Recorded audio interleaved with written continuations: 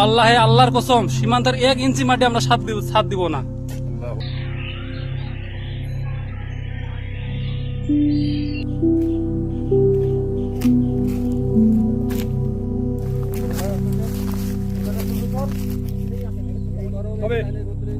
আগে তো বড় একটা পরিবেশ ছিল।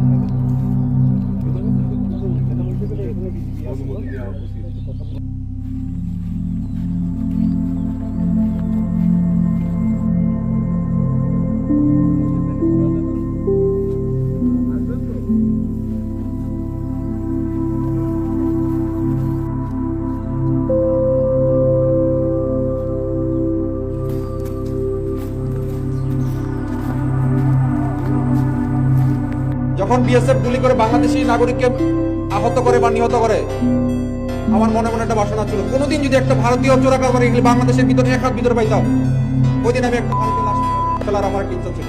যখন আমি সিইউ হিসেবে জিরো লাইনে দাঁড়ায় আছি, আপনাদের এখানে আসার দরকার নাই, আমি এনাফ বিএসএফ কে সাইজ করার জন্য। আমাদের হাতে অস্ত্র আছে, আমাদের ট্রেনিং আছে, সর্বশেষ হচ্ছে আমাদের মনোবল আছে, এবং আমাদের পিছনে 18 কোটি মানুষ আছে।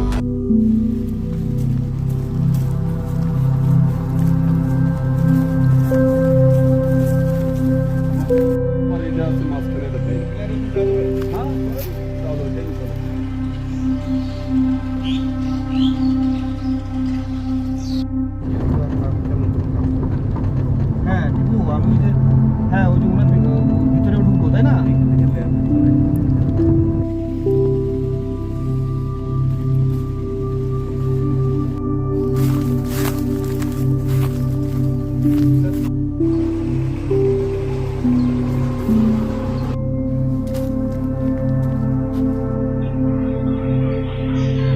প্রচন্ড রোদের মধ্যে টোল করতেছি আমরা।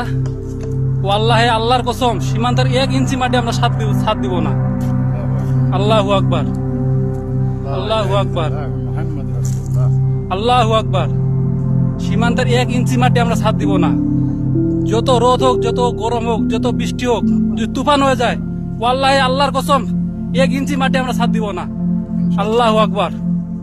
ইনশাআল্লাহ।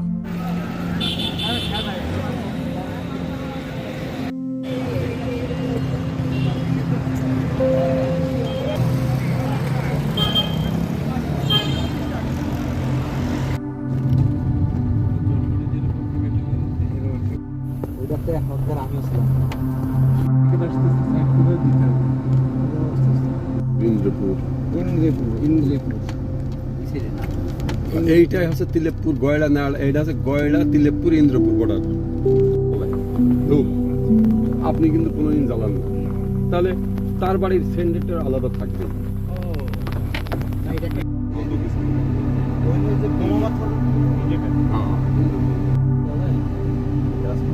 দোকানটা কি বন্ধ? এই পাশে একটা দোকান আছে। না না না, এটা দোকান বন্ধ।